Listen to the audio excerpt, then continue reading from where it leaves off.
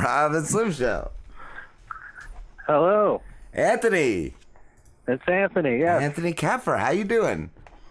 I'm pretty good. How are you guys? Am I on right now? Yeah, Yes, we're live. We're in it. We're in it right now, Anthony. Nice. How are you guys? Good. Comedian, musician, filmmaker, and cartoonist, and author. Nice. Yes, and narcissist. I saw that. That's it. You have to be to be include an that part entertainment. if you're Yes. going to say all the other ones. Yes. It's like, I love what I say, so should you. So should you. So should everybody. Everybody should know how brilliant I am in all different mediums. Yes.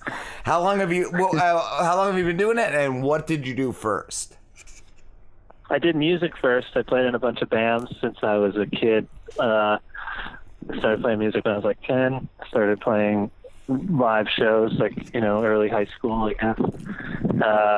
Mostly was a drummer, but I always played a little guitar, and I always wrote songs, sort of kept them to myself for a while. So I did that for a while. I started making these kind of funny videos with my friends, like sketch videos or short film kind of things that were funny, and sort of experimenting with cartoons a little bit and some stop motion stuff or whatever, but nothing like high quality, just kind of messing around at home. Oh, are we allowed to curse on this? Fuck yes. Okay, yeah, so we're just fucking around at home. Yeah. Shitty cameras and stuff like that. But, so I did that, but I started doing that around the time that a bunch of bands I was in were breaking up. So I just kind of started exploring, maybe I was just having a lot more fun doing comedy type things, but I still wasn't really doing live comedy. So I don't know, I just kept making these videos, and then I put out like this album of fake kid songs. I was loved like it. Sort of a comedy album, yeah. It was songs for children to cry to, and there were songs like "Dias for Divorce." Dias for Divorce. There's no Santa. Yeah. that was like the gateway from serious music into comedy. Cool. And stand up and stuff like that. And then the first few years that I was doing stand-up, I was working as a video editor in the daytime. And so that's sort of how I never really made... I made videos, but I didn't really consider myself a filmmaker. Yeah. But I really kind of learned how to work on these kind of these experimental art films. And I think that really made me want to make stuff. I wanted to make films that looked as cool as these art films, but had a little bit more of a sense of humor.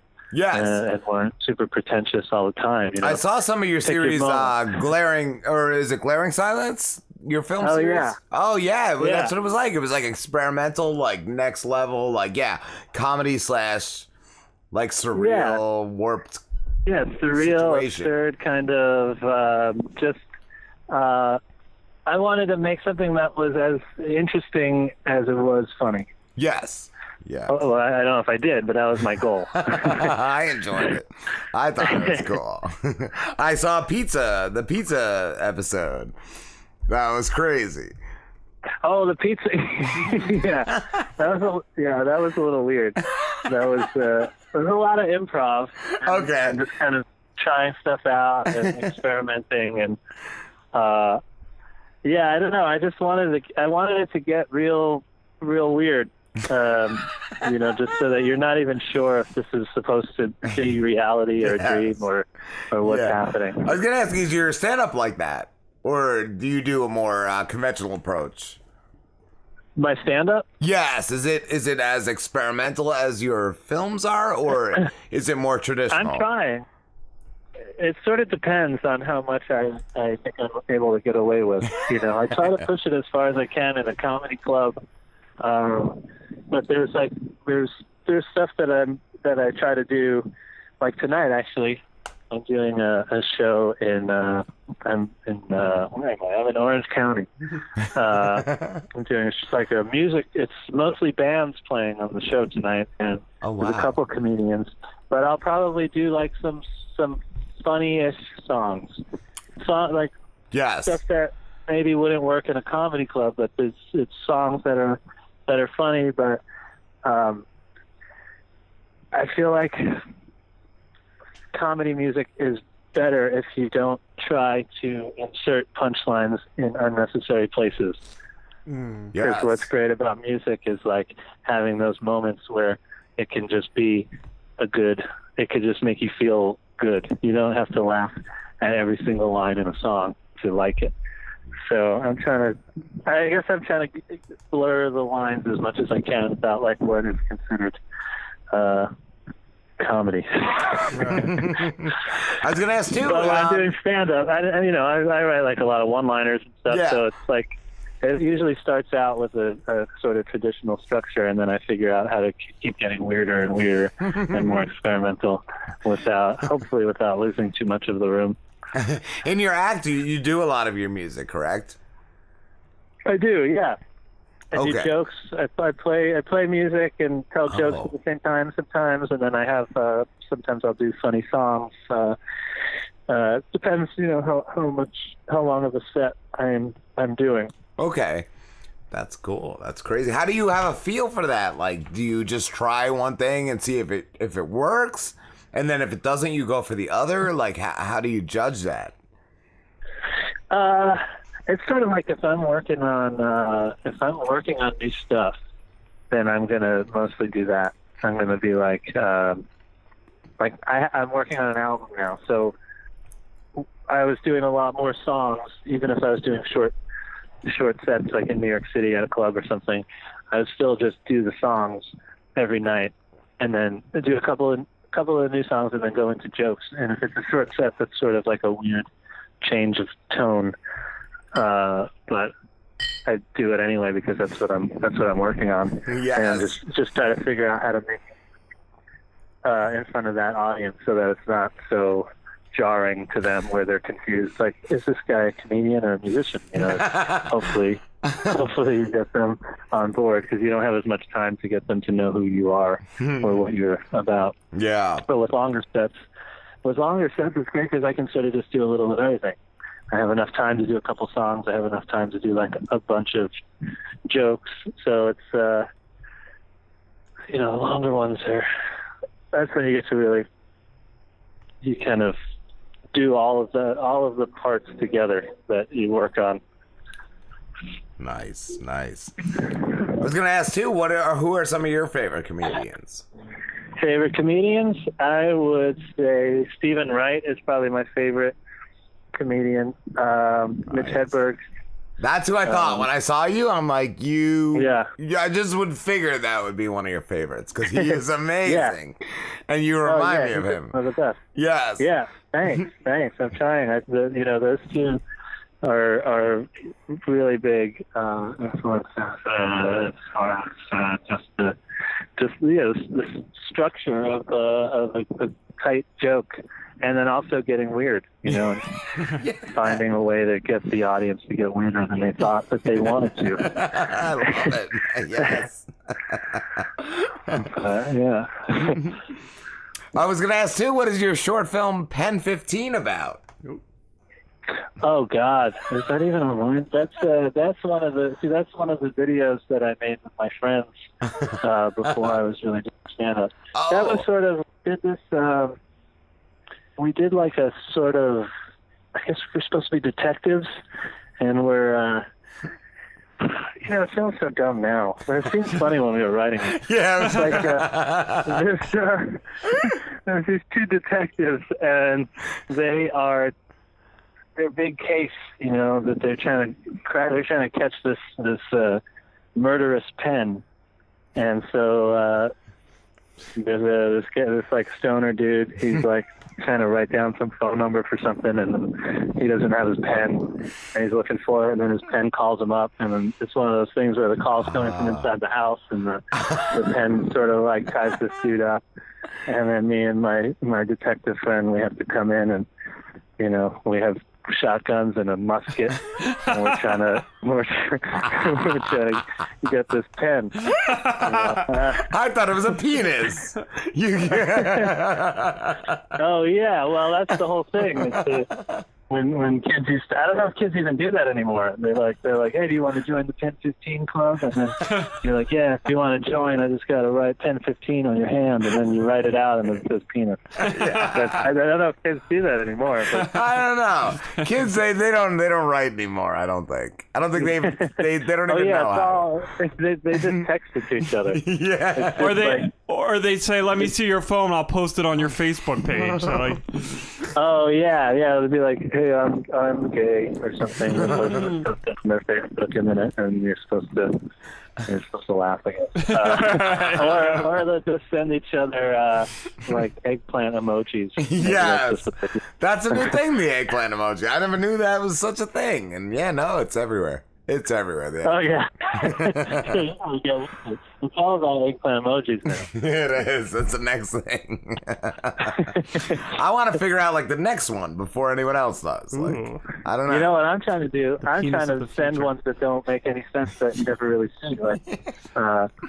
Like the other day, I just for no reason, in response to something unrelated, I just sent the squid one. I was in like one of those text threads where somebody says something and then everybody's sending like thumbs up thing. Hold on. Sorry. I started playing your song, Anthony. I'm sorry. This is great because I just interrupted myself. I was making sure I emailed it to Slim because my computer wasn't working earlier. So I'm like, let me make sure I emailed it. And I started playing it on accident, and I was like, oh my God, this is going to be fucked up. It sounds pretty good. It does. It's great. I listened to it earlier. I was like, wow, it's amazing. So yeah. It's better than listening to me talk, that's for sure. Oh, man. I don't do stories with my act because I'm not very good at telling stories, which you are learning the hard way during this phone conversation.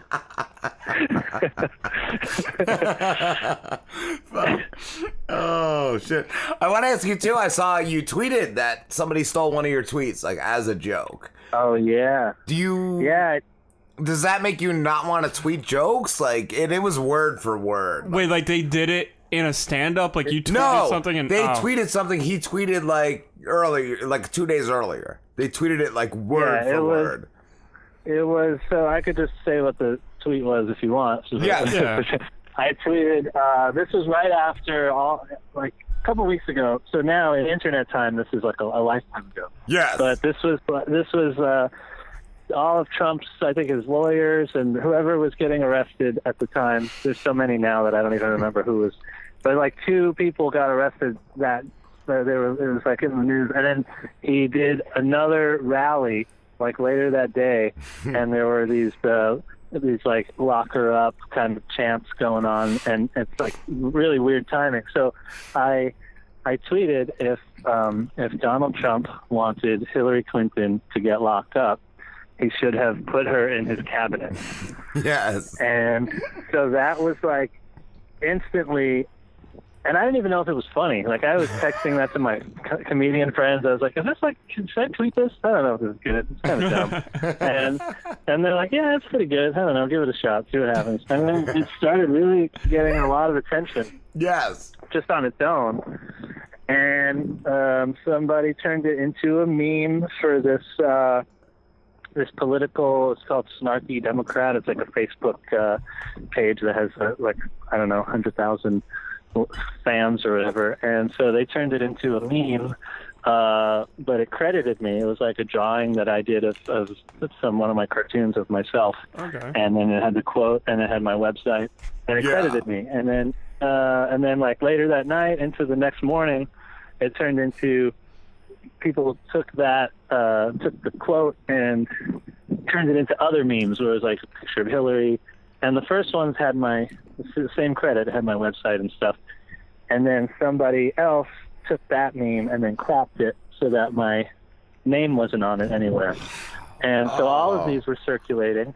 And it was on Reddit. It became one of those Kermit drinking tea memes, which is weird because the joke doesn't really fit the structure of what those jokes are supposed to be, but you created a monster. It doesn't really work as that meme, but from all the people that stole the joke from me. That was the one that made me closest to feeling good because it's at this point it's so iconic that I was like, you know what? If somebody's gonna steal it, at least it's Kermit. Yes. But yeah, so then it was all of these things. Like within a day, all of these things existed, and then it was actually. I know because it was so close to the time that it was almost to the minute, 48 hours later. Yeah. This other account tweeted the same joke with the same exact words, and changed really nothing about it. They didn't capitalize cabinet. That was the only difference. Oh. The wording, all the wording for all of these memes and everything, all the wording was exactly the same. Yeah. And so this other account has has a lot more followers than I do, so the tweet did a lot better. It was I guess viral. I guess just from that Twitter. And then with all of those memes, like it actually was viral. I heard it was going out through emails, like those emails that you used to get in the 90s that had like jokes and Oh, I thought you were going to say like that. Nigerian Prince emails. Like you're the Nigerian Prince's heir, so give me your credit card. Somebody, I don't know, but people were just tweeting things at me like, hey, I saw this on this, and sending me like all these memes. Wow. And so when I started to like speak up about it, I guess people just assumed that somehow I was scouring the internet for like to see if my content, it's like I didn't even know. I only knew about all of this stuff because people were sending it to me. That's what I was going to ask, how you found out. Yeah, I had no idea because I tweeted it and it was doing really well for me, and I was like, oh, this is great. And then I saw that there were some memes so at first I was like, oh, this is cool. And then the more I kept getting things from people, I was like, wait a minute. Okay, now they're taking it. Okay, now my name's not on it. And then the tweet, I was like, oh, that really sucks because it's the difference between, I think that one got like, I don't know, 150,000 likes or something, 20,000 retweets or something like that. And mine got like, I don't know, got like 7,000 likes and it got 2,000 retweets or something, which is the most I've ever had. Yeah, I've never had that. Still must be nice. It's not close. Yeah. Not even close. It's 10 times as much as what mine was. Exactly. So, but then the other interesting thing for what I think is I posted it on like maybe 5 days later. I posted it on Reddit as like a stand-up shots section. I don't know if you know that one. And so immediately, people were accusing me of stealing the joke. Oh, you stole that person's joke. Wow.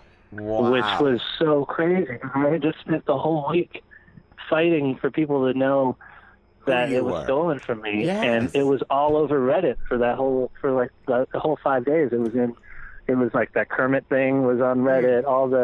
All of the variations of it had been all over Reddit for like the past 5 days. Yeah. So by the time somebody came across me, whether it was a tweet or whether it was like the stand-up shot thing, it's like it's just a weird feeling because you say something and no one knows who you are, and then this thing that you wrote becomes bigger than you, and then when people know who you are, they're like, it's not even that original anyway. I've been hearing this everywhere, and it's like. Yeah, you heard it everywhere because I said it a week ago. Because I was the one that fucking made you hear it. Yes, exactly. Holy shit. So it's really bizarre. Because then it's at a point where, like, I don't even know if the person who tweeted the joke even saw my tweet. Or if they just saw one of the memes. And I don't know if it was a meme. I don't know if they saw a credited meme or if they saw one that was uncredited. Or they could have been at the bar with their friend and their friend said it and he was like, oh, I'm going to tweet that. That's funny. Yeah. Can I tweet that? That's true, too. Yes. Yeah. I never even thought it could be that. anything. Yeah. I mean, what I know for sure is that this person doesn't think that they wrote it. But it's hard to even know if they were aware that I said it 2 days first on Twitter, as a tweet, and not just because some of those accounts, they look for kind of memes and things that are not necessarily on Twitter, because then it's easy to find out who said a tweet first. You know? Yeah. Just search the words. But if you're searching, like if you're stealing from a meme, you can't really prove. It's harder to prove. So Well, that's we like can prove it. seems to be We'll from prove my, it right now. We'll get that. We'll get them. We'll get them, Anthony. Don't worry. It's so weird, man. But you know, it's like so many weeks ago that it doesn't even matter anymore. Yes. I want to at least have something stolen. I want to be that good where somebody steals. Yeah. I hope people steal all my tweets. I was gonna ask, like, if it's made you not want to tweet things now. That's what I was gonna ask, but no, I want to tweet more.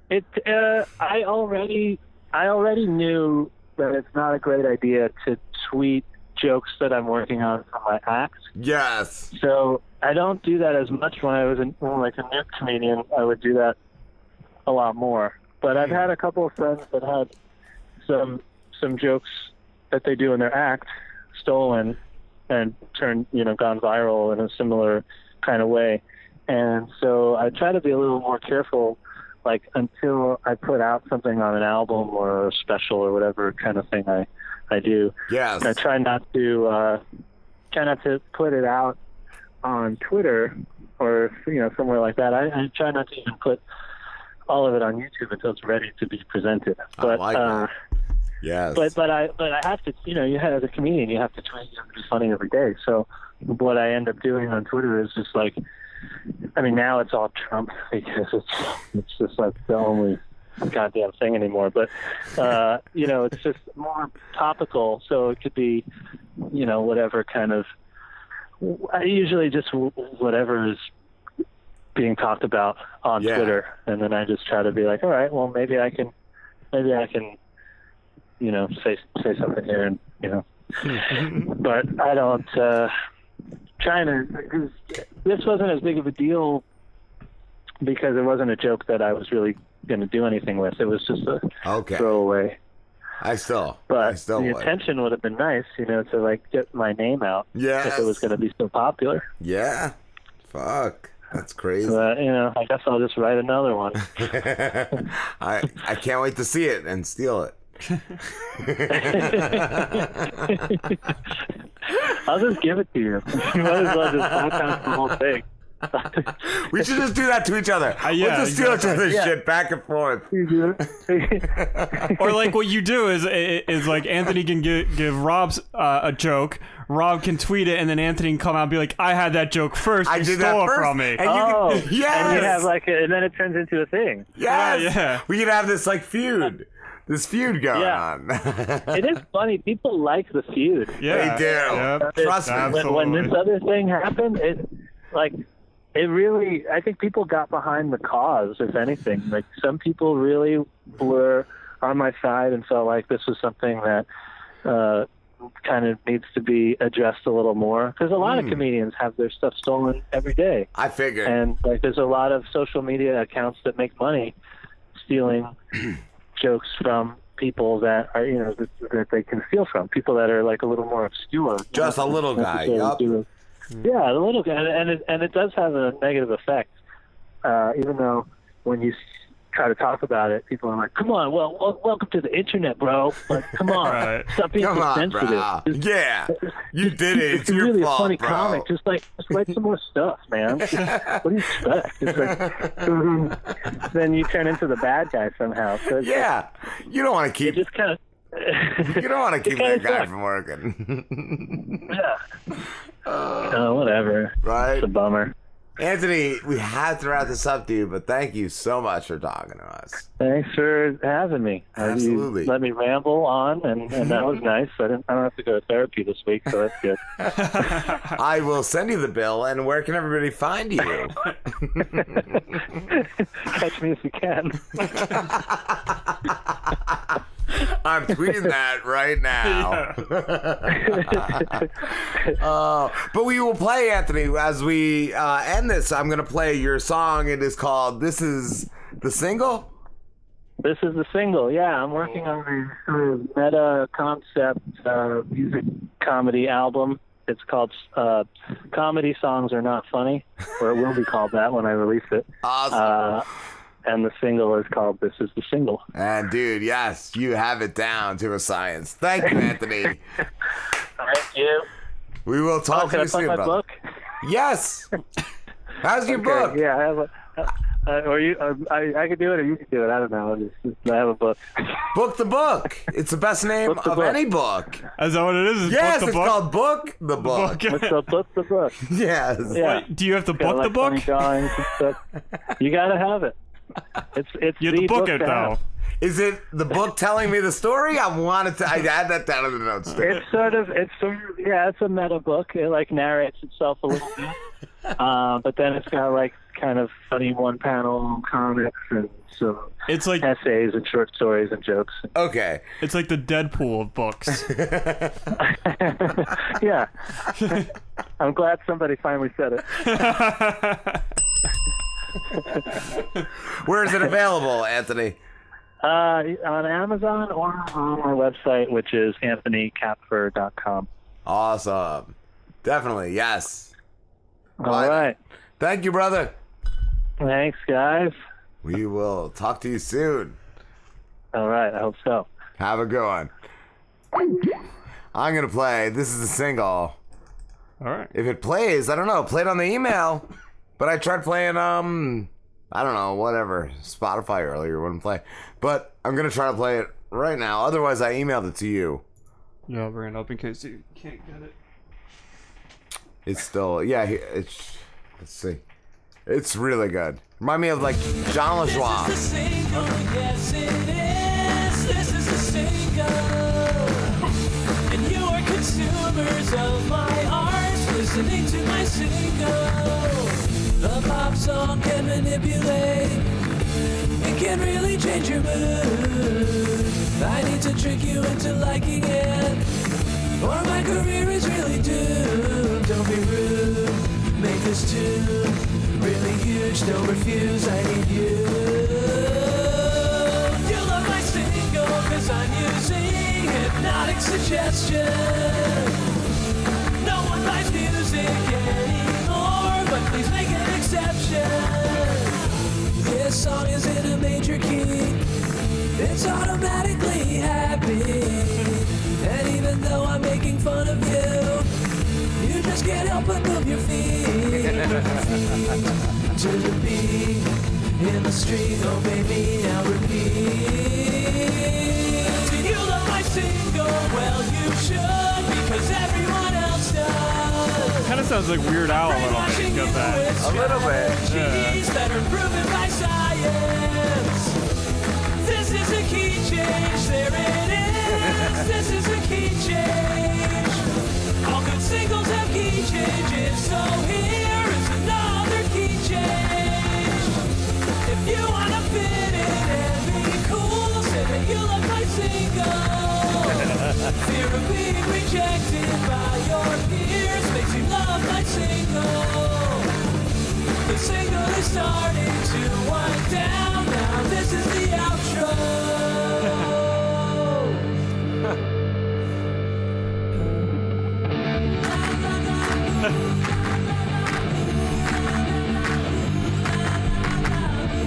This is the end. This is the end. It's the end of the single. The single is starting to fade out. Yeah, this is a fade out. This is the end, this is the end, it's the end of the single. This is the end, this is the end, it's the end of the single. This is the end. That was awesome. Fucking awesome. All right, guys, thanks for listening. We'll be. This is the end, this is the end. It's not over yet. It's not. This is the last time, here we go. Now the single is over.